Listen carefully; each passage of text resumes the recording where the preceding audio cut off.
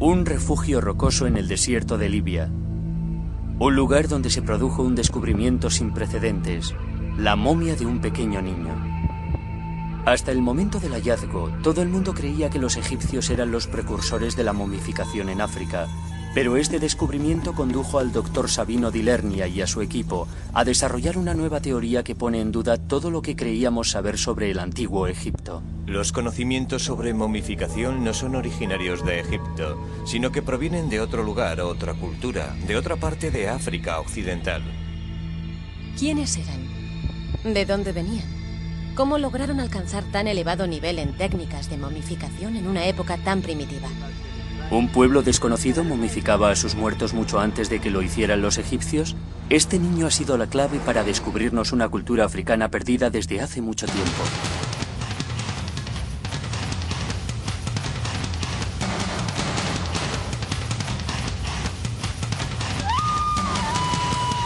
Momias negras.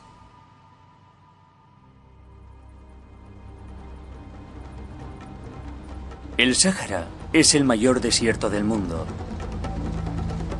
Es también uno de los lugares más calurosos del planeta y también uno de los más lejanos. El arqueólogo italiano Dr. Sabino di Lernia de la Universidad de Roma ha estado conduciendo durante 2 días. Se dirige al macizo de la Cacus, al sudoeste de Libia, un país norteafricano. Al oeste está Argelia y al este Egipto.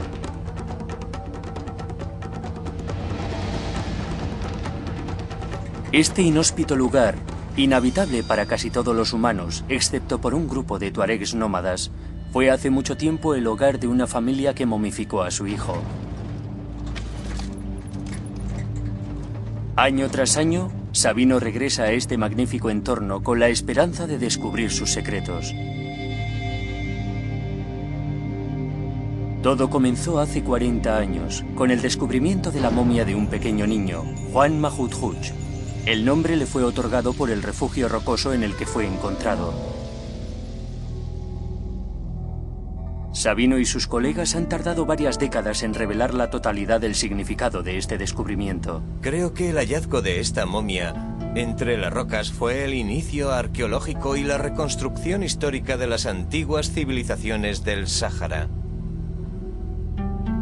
Existe la creencia de que la mayoría de la población de Libia es de Oriente Medio, pero el equipo piensa que hace miles de años esta zona estaba habitada por africanos negros procedentes del sur. Pero aparte de algunas muestras de arte rupestre representando a cazadores negros, los arqueólogos no tenían ninguna prueba de ello. Con el hallazgo de la momia todo cambió. La importancia de la momia negra es inmensa. Tenemos la primera evidencia de que había gente negra en esta zona, lo cual ya suponíamos, pero no teníamos ninguna prueba de ello. Este era el comienzo de una extraordinaria búsqueda que acabaría descubriendo a una desconocida cultura africana.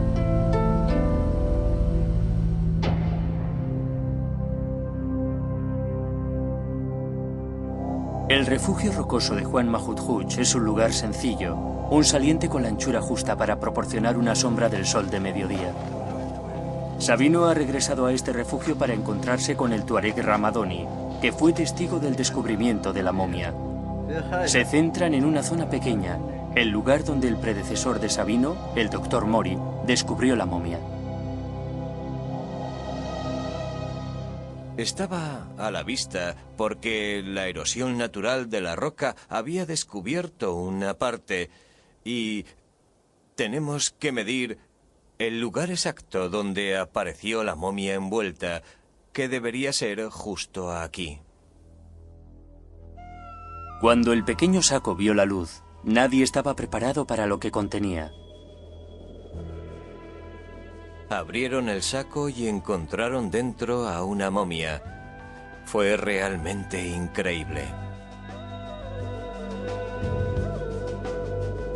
Poco después de su muerte, este niño fue colocado en posición fetal, después embalsamado y colocado en un saco de piel de antílope. El saco fue aislado por una capa de hojas. Esta meticulosa preparación protegió su pequeño cuerpo de los elementos externos durante los siguientes 5500 años. El arqueólogo italiano supo que había encontrado una prueba importante. La forma del cráneo del niño sugería que era de raza negra, y si lo era, podría significar una revolución en la historia de la momificación en África. Necesitaban asegurarse. Después de un tortuoso viaje a camello de 10 días al pueblo más cercano, portando la delicada carga, el equipo regresó a Roma para analizar a la momia.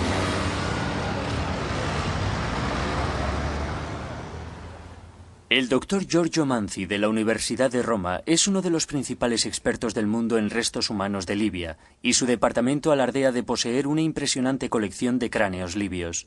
La razón por la que los miembros del equipo italiano de los años 50 dedujeron que el niño era de raza negra, un niño negro, es principalmente por la constitución de su cara, en concreto por la longitud de aquí, de la raíz de su nariz, y también de aquí. Este desplazamiento hacia adelante de su mandíbula. Los dientes de la momia también revelaron la edad del niño a su muerte. Cuando el equipo italiano examinó por primera vez al niño Mahmoud Hooch, le miraron los dientes y descubrieron que era muy joven. Era fácil determinar su edad exacta mirando los dientes que todavía salían del hueso y los alvéolos a través de los rayos X. El equipo estableció que Juan Mahmoud Hooch era negro y tenía 2 años y medio de edad cuando murió. Pero lo que resultó ser asombroso fueron los resultados del carbono 14. Juan Mahmoud Hooch tenía 5.600 años de antigüedad. Esto lo convertía en la momia más antigua jamás encontrada en África. Pero, ¿cuál era su procedencia?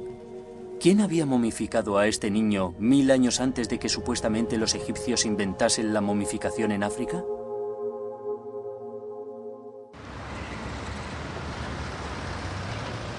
Los orígenes de Juan Mahmoud Hooch, la momia negra, eran un misterio.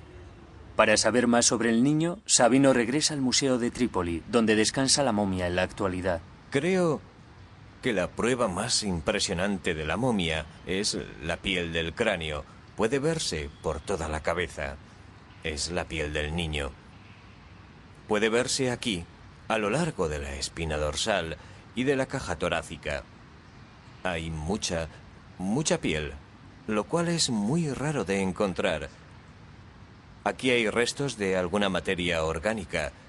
Esto en realidad son los restos del interior de la momia. Creo que es imposible encontrar este tipo de pruebas sin realizar el proceso de la momificación. Como resultado de la momificación hay un corte en el estómago y se han eliminado los órganos internos. Probablemente lo rellenaron con alguna sustancia orgánica como arena que detiene cualquier actividad bacteriana, como hacían los egipcios en el Valle del Nilo. Lo que convierte a Juan Mahmoud Hooch en único es que es la momia eviscerada más antigua que se ha encontrado en África. Se le practicaron incisiones en el estómago y el tórax, extrajeron sus órganos y se le introdujo un conservante orgánico para evitar su descomposición. Este fue el proceso que colocó a la momia negra en el punto de mira mundial. Académicos, como la experta en momias y egiptóloga, la doctora Joan Fletcher, estaban intrigados. La primera vez que me interesé por la momia negra fue hace unos 15 años, con la publicación de un gran estudio sobre la momificación en el mundo. El interés que provoca la momia negra radica en el hecho de que está eviscerada. Los órganos internos han sido extraídos de su pecho, del tórax y, por supuesto, del abdomen. ¿Y por qué esta forma tan sofisticada de eviscerar es, en esencia, el método más temprano de momificación completa hallado en África? Evidentemente, es muy interesante que todo el mundo vea a Egipto como cuna de la momificación, cuando, de hecho, según la antigüedad de la momia negra, no había en Egipto nada parecido por aquella época. La pregunta que yo me hacía era: ¿contribuyó la momia negra, de alguna manera, al desarrollo que más tarde tuvo la práctica de la momificación en Egipto, o las dos tradiciones se desarrollaron independientemente?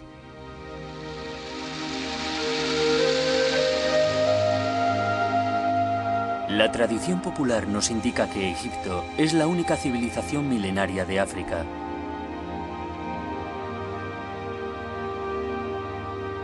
Su arte y religión son muy conocidas, y según la opinión más extendida, fue el origen de la momificación africana.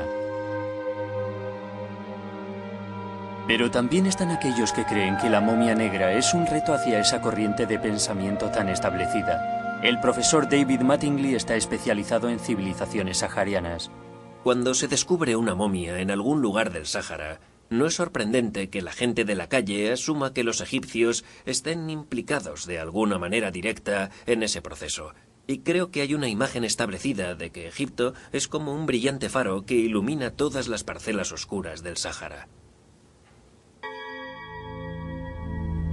Sin embargo, Juan Mahudhuch fue momificado artificialmente a 2.500 kilómetros al oeste del Valle del Nilo y 1000 años antes de que los egipcios se visceraran a sus difuntos. ¿Cabría la posibilidad de que los antiguos egipcios no inventaran la momificación en África? Y si no fueron los egipcios quienes llevaron a cabo la momificación de Juan, ¿quién lo hizo? No debemos evadir la cuestión. ¿Quién era capaz de preservar un cuerpo de manera tan formidable? Quiero decir, ¿quiénes eran estas personas capaces de esto? Personalmente sabía muy poco de ellas. ¿De dónde venían? ¿Y cómo lograron alcanzar ese dominio de la momificación en una época tan temprana?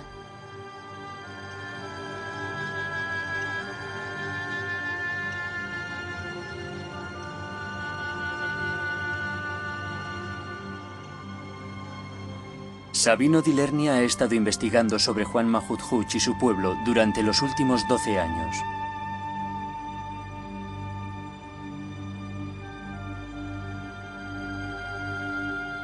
Su búsqueda de respuestas comenzó en el refugio rocoso de Juan Mahudhuch con meticulosas excavaciones que han proporcionado pistas vitales.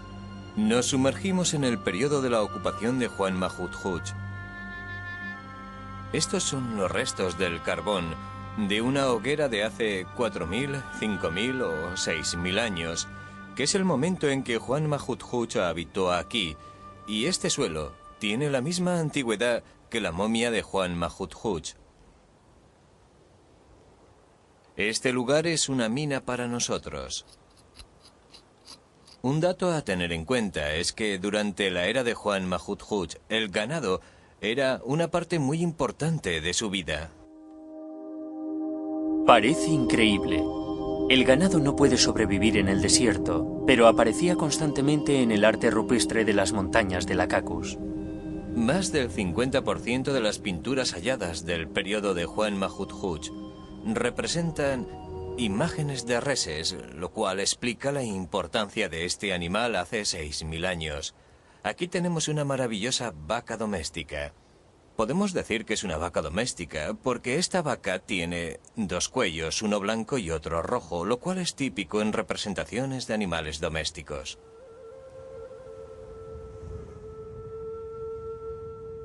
Vacas y cabras. Es evidente que el pueblo de Juan Mahudhuch se dedicaba al pastoreo, pero ¿cómo podían sobrevivir en este desierto? Los restos hallados de una simple planta proporcionaron la primera pista. El hogar de Juan Mahudhuch era hace años muy diferente. Encontramos restos de polen de la planta de tef existentes en la era de Juan Mahudhuch, hace más de 5.000 o 5.500 años. Estas plantas crecieron aquí, pero requieren una gran cantidad de agua.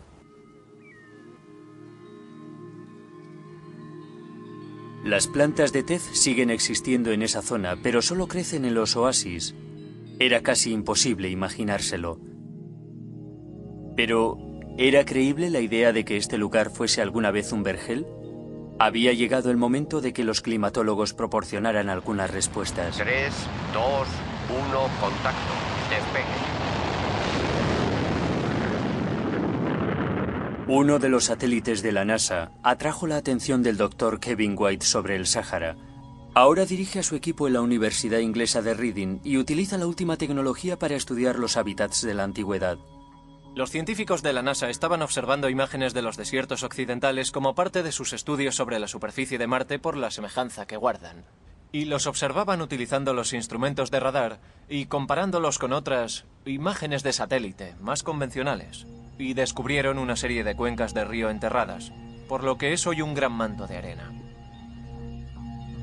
El radar penetraba la superficie desértica descubriendo un antiguo sistema fluvial que hace tiempo alimentaba unos grandes lagos. En esta zona podemos ver un denso sistema interrelacionado de cuencas fluviales, que es completamente invisible en la imagen de la izquierda.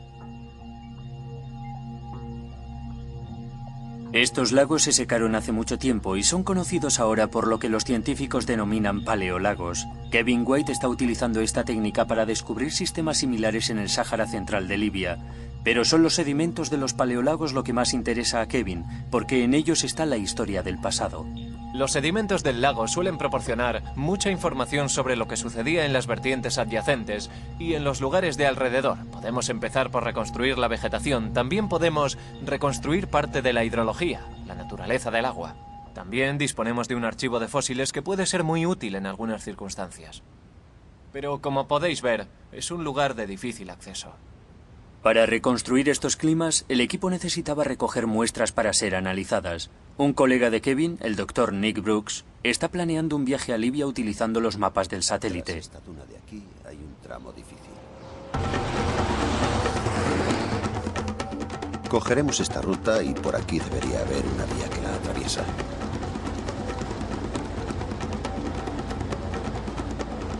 Esta superficie es fácil. Solo queda un tramo complicado, este de aquí. Y después alcanzaremos esta zona cruzando a través de esta vía, subiendo esta duna. Y si conseguimos llegar hasta este punto, ya es todo cuesta abajo por esta ladera. Mirad ahí. ¡Esto es un paleolago! Sabemos que hubo gente viviendo en esta zona durante la época de Juan Mahmud porque hemos encontrado cerámica y herramientas de piedra de ese período.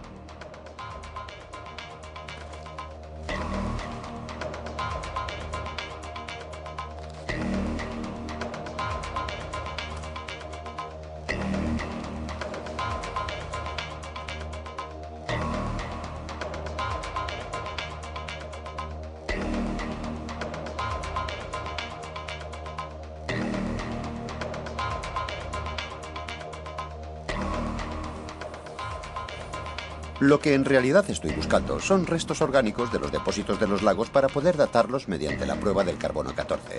Podemos datar cosas como conchas o caracolas que creemos que vivieron en este supuesto entorno húmedo. Podemos encontrar huesos de animales como elefantes, rinocerontes y cocodrilos. Puede que incluso peces. Eso sería estupendo.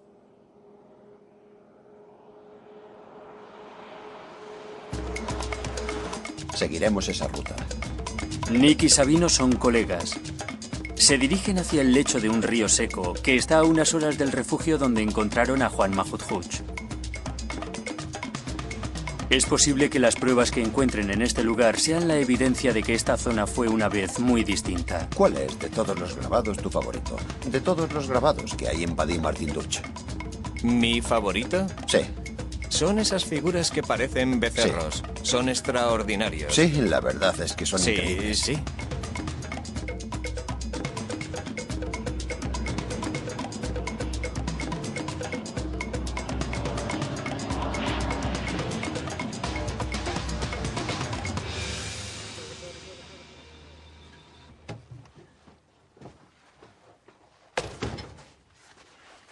Martin Durch es uno de los yacimientos de arte rupestre más famosos de África.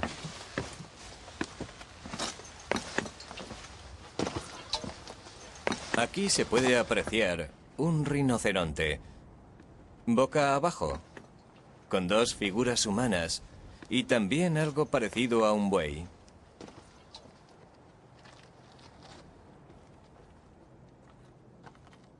Hay muchos animales. Hay un elefante y 2 o 3 jirafas. Y hay muchos detalles.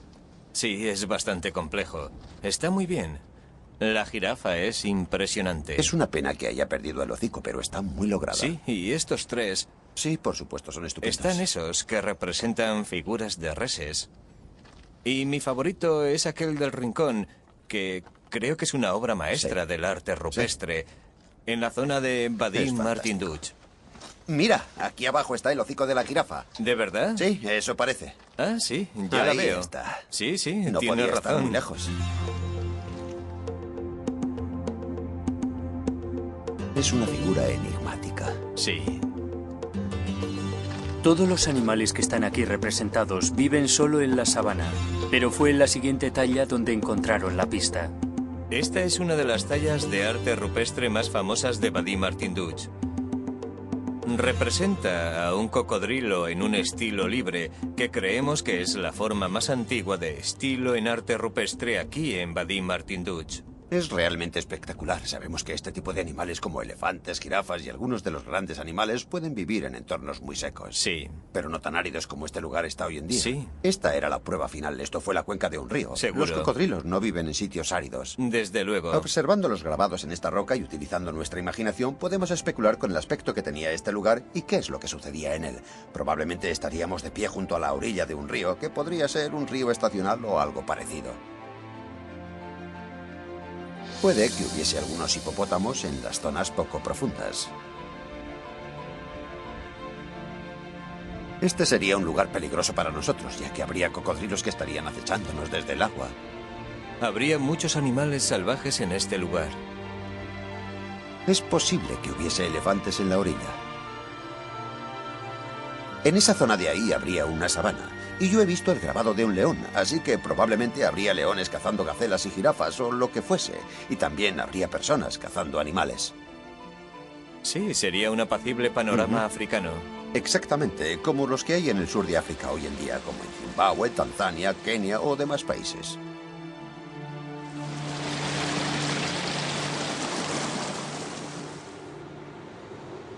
En el Sáhara que conocemos hoy, ese jardín del Edén de la época de Juan Mahmud Hooch solo existe en nuestra imaginación.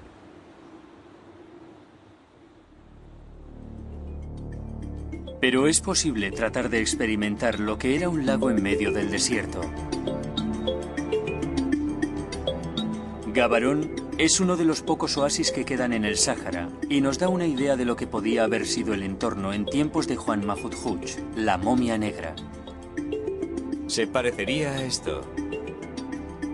A la orilla del río crecen fósiles vivientes que nos transportan en el tiempo. Esta vegetación, Nick, es la misma que encontramos en el refugio rocoso de Juan Mahmud Hooch.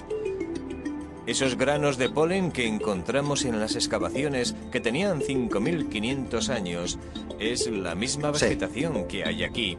Eso significa que en tiempos de la momia de Juan Mahmud Hooch había este tipo de plantas o este tipo de entorno. Sí. Eso significa que en los alrededores del refugio había gran cantidad de agua. Entonces este fósil es una reliquia. Sí, es una reliquia del pasado. Sí.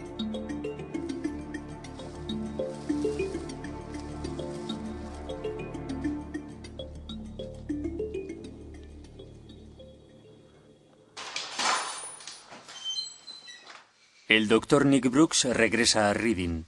El análisis del clima en esa época le ha proporcionado a Kevin suficiente información para reproducir un modelo medioambiental de hace 10.000 años. Déjame terminar con este pequeño paisaje de aquí y te enseño lo que tenemos. Es muy emocionante. Muy bien, vamos a ver. El lago está reproducido de acuerdo con los datos que tenemos. Nos sumergimos en las arenas profundas que hay aquí. Es más fácil volar que conducir sobre él. Y aquí es mucho más rápido. El modelo nos traslada del árido presente a los tiempos de Juan Mahmud Hooch, cuando el clima del Sáhara era totalmente distinto, cubriendo sus dunas con vegetación y convirtiendo sus valles en lagos.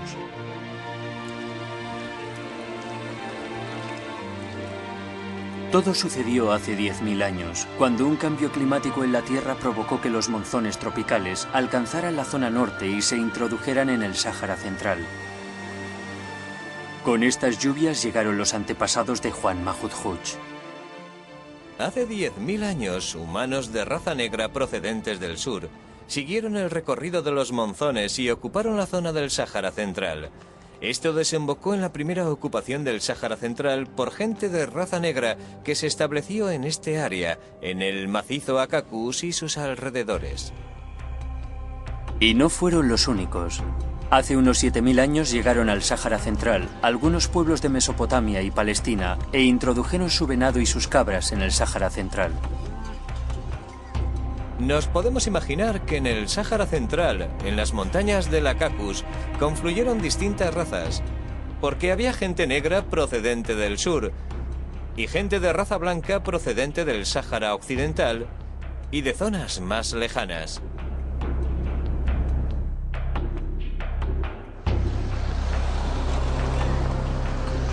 Hoy en día podemos apreciar en Libia el legado de esta mezcla. Cuando paseo por Libia, siempre me impresiona la increíble diversidad humana que uno se encuentra y que se refleja ampliamente en una zona, que es como un cruce de caminos, en donde Libia une al Mediterráneo con tierras del Sáhara. Libia ha sido un punto de encuentro de distintos pueblos a lo largo de toda la historia, pero es verdaderamente sorprendente ver que esa cualidad se remonta a tiempos tan lejanos, entremezclando a blancos del Mediterráneo con negros del Sáhara. Eso se aprecia claramente en este estudio del Sáhara Central. Esta diversidad étnica da explicación a algunas de las intrigantes imágenes de arte rupestre que Sabino no acababa de entender. Las caras de estas personas no eran negras como las de Juan Mahmud Hooch, sino blancas, como se puede comprobar mirando el perfil de esta cara y su fisonomía.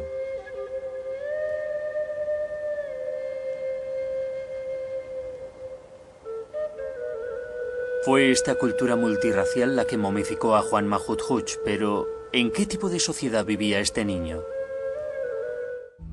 Una de las pistas importantes a seguir era el collar de cáscara de huevo de avestruz que la momia llevaba intacto cuando la descubrieron. Todavía conservamos algunas de las piezas de ese collar de huevo de avestruz. En las civilizaciones antiguas, la inclusión de bienes sepulcrales indicaba la realización de un ritual y ceremonia, y el proceso de momificación sugería algo más.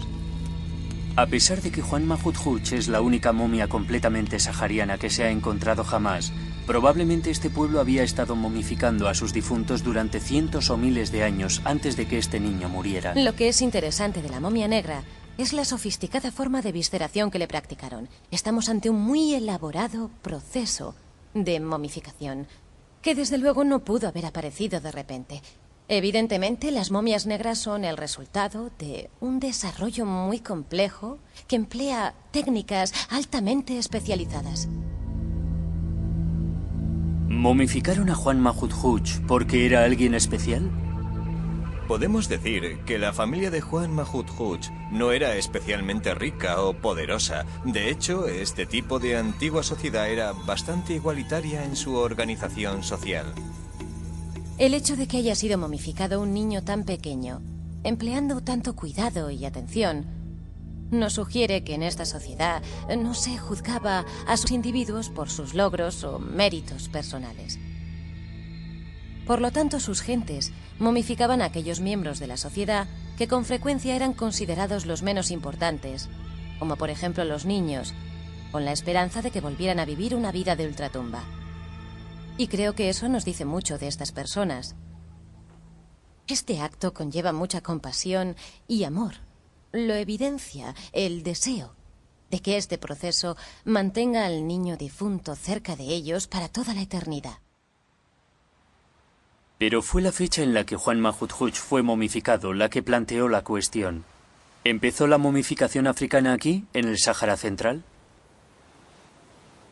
Hemos comprobado que en este lugar vivían los que realizaron la momificación más antigua de África, de unos 5000 años de antigüedad, y que al menos es 1000 años más antigua que las momias egipcias. Esto quiere decir que el proceso de momificación, los conocimientos sobre la momificación, no nacieron en Egipto, y aquí tenemos las primeras pruebas. Es muy tentador sugerir que había algún tipo de movimiento o de corriente ideológica del Sáhara Central que se extendía hacia el Valle del Nilo. Es una conclusión muy tentadora, pero como arqueólogo necesito pruebas más fiables de ello. Sabino sabía que muchos de los descendientes de la momia negra habían sido obligados a emigrar del Sáhara Central solo 500 años después de su muerte. Los estudios climáticos confirman otro cambio medioambiental hace 5.000 años, devolviendo al Sáhara a su árido aspecto actual. De nuevo tenemos que imaginarnos que la era prehistórica estaba afectada por multitud de cambios climáticos, y los cambios climáticos tendían a ser muy calientes en esta parte de África. Hace 6.000 años, o puede que 5.000 años, hubo una crisis árida y la gente tuvo que emigrar. ¿Era entonces posible que el pueblo de Juan Mahudhuch emigrara al fértil valle del Nilo, llevando consigo los conocimientos sobre momificación? ¿O las dos tradiciones se desarrollaron independientemente?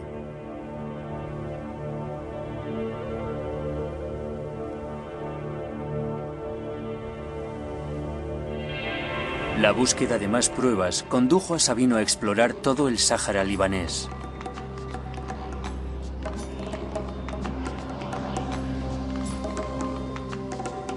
Existía una conexión entre esta cultura del Sáhara y las sociedades egipcias del Valle del Nilo, y lo más intrigante era si había otras innovaciones procedentes del Sáhara que hubieran influido en el antiguo Egipto.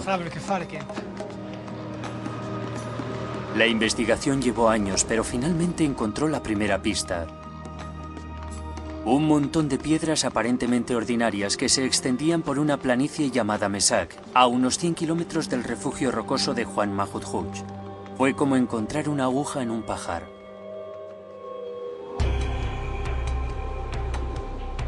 Sabino tropezó con el misterioso monumento que atestiguaba que el ganado tenía un gran significado en los rituales de los pueblos del Sáhara. Esto implicaba un sacrificio sangriento, y aquí estaba la prueba de ello.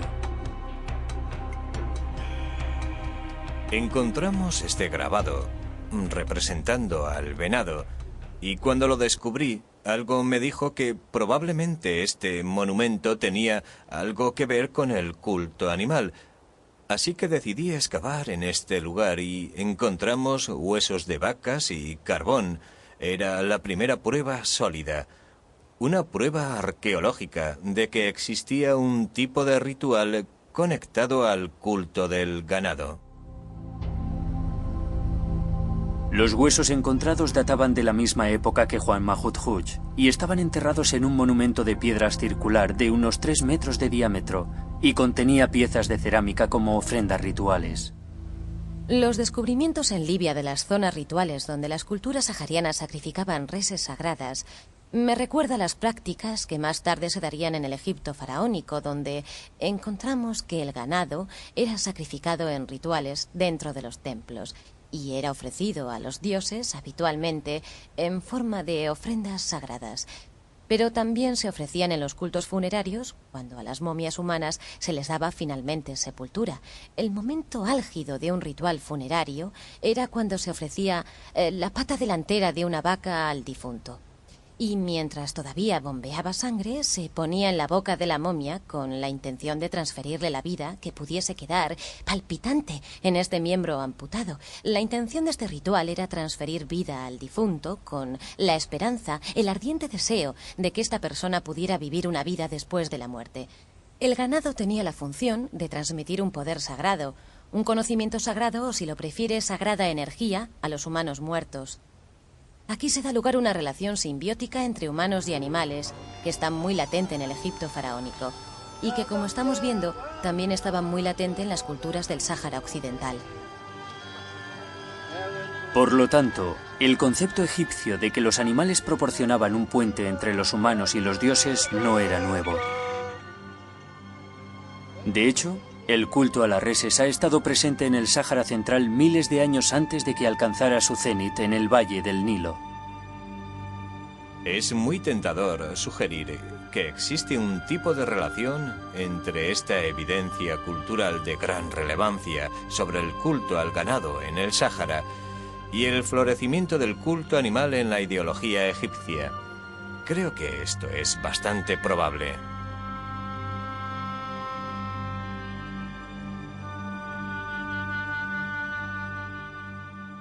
Sabino ha demostrado que tanto la momificación como el culto animal de Egipto era originario de las sociedades del Sáhara Central.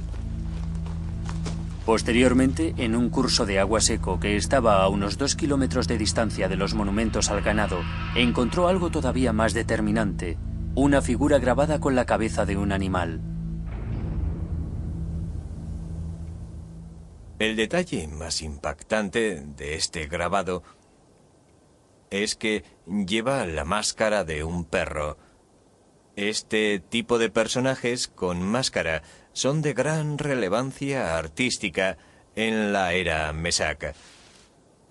Podemos deducir la edad de este grabado por su color, que es muy oscuro, negro.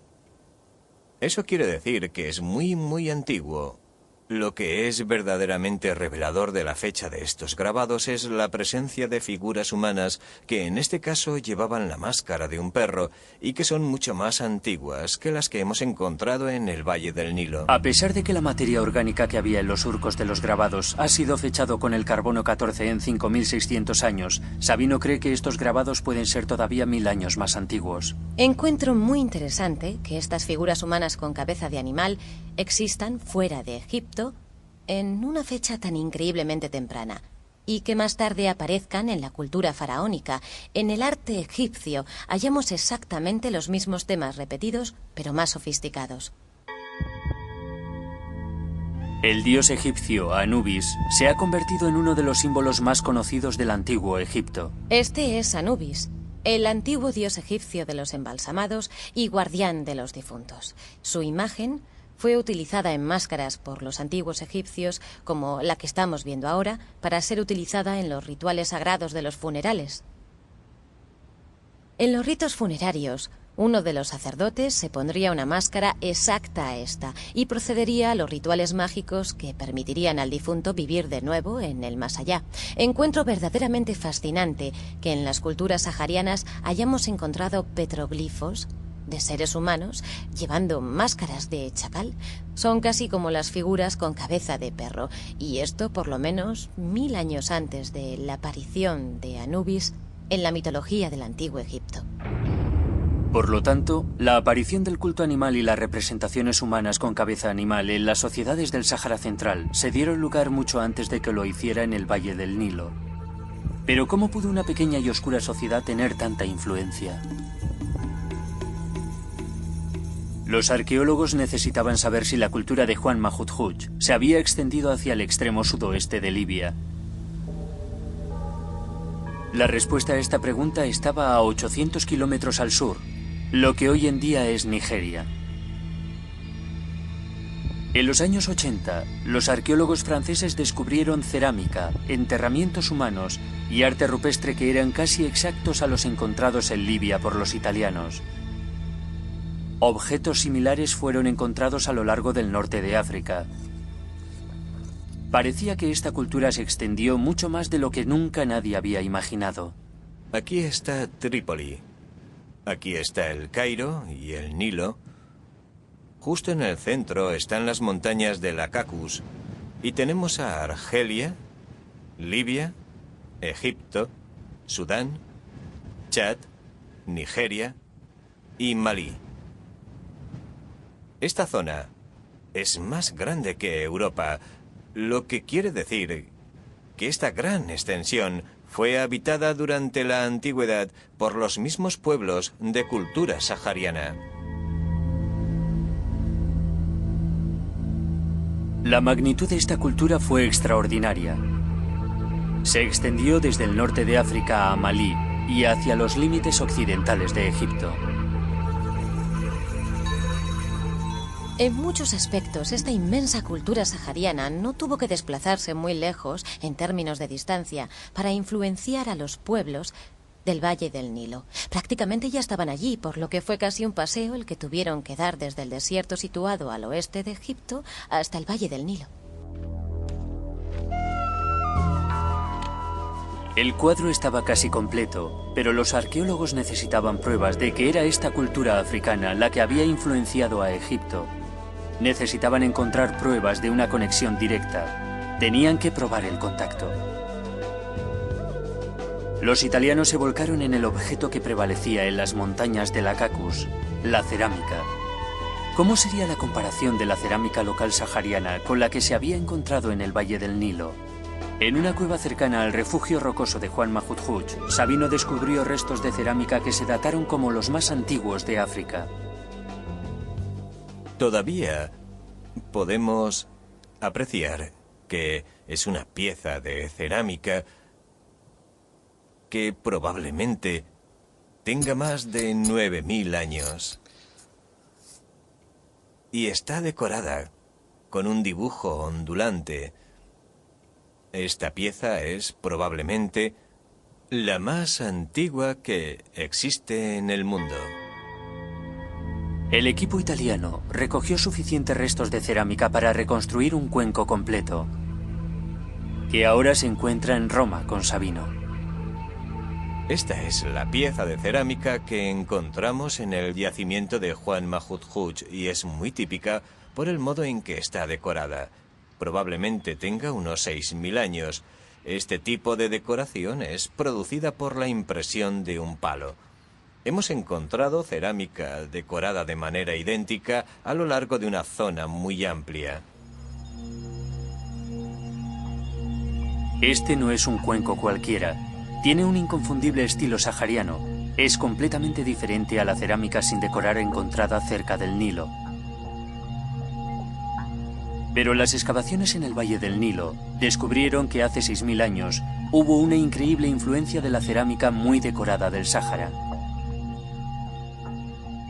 Hubo una serie de excavaciones arqueológicas, especialmente las de la zona sudanesa del Valle del Nilo, en donde hallamos cerámica de 10.000, 9.000 y 8.000 años de antigüedad, y de repente encontramos cerámica del Sáhara que es técnicamente muy diferente. Lo cual quiere decir que estos pueblos, o desde mi punto de vista, la comunicación de sus tendencias culturales, llegó hasta la zona del sur del Valle del Nilo hace unos 6000 años. ¿Era esta la pieza final del rompecabezas? ¿Habían dado los arqueólogos con la prueba definitiva de que esta cultura sahariana había extendido su influencia por el Valle del Nilo? Y si fue así, ¿cómo sucedió? ¿Qué fue de estas gentes? A pesar de su influencia y sofisticación, ha desaparecido casi cualquier rastro de esta cultura sahariana. Es como si toda su historia hubiese sido literalmente enterrada por las arenas del desierto del Sáhara. Pero los arqueólogos se están asegurando de que sus innovaciones no murieran con ellos.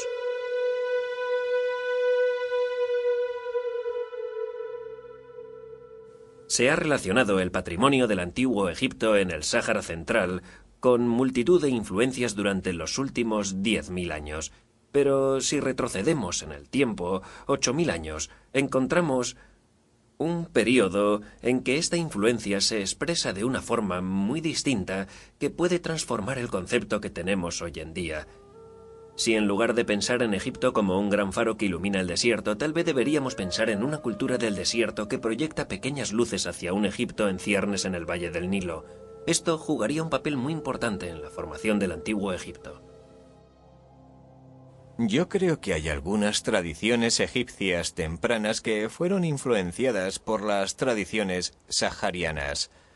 Lo podemos comprobar en la técnica de la cerámica. Lo vemos en la forma de decoración utilizada en la cerámica y en la actividad artística, ya que la domesticación de los animales se inició en el Sáhara, no en el Valle del Nilo. Esto quiere decir que muchos de los conocimientos culturales del Sáhara se extendieron por gran parte del norte de África, incluyendo el Valle del Nilo. Encuentro extraordinariamente fascinante que esta civilización del Sáhara Central nos muestre las características que generalmente hemos asociado con la posterior cultura del Egipto de los faraones. La momificación es un buen ejemplo de ello. Desde luego hay una conexión entre las dos culturas. A la pregunta de quién llegó primero, a los egiptólogos nos gustaría pensar que fue Egipto, pero creo que mucha de la información obtenida sobre las culturas saharianas debería hacernos replantear las cosas.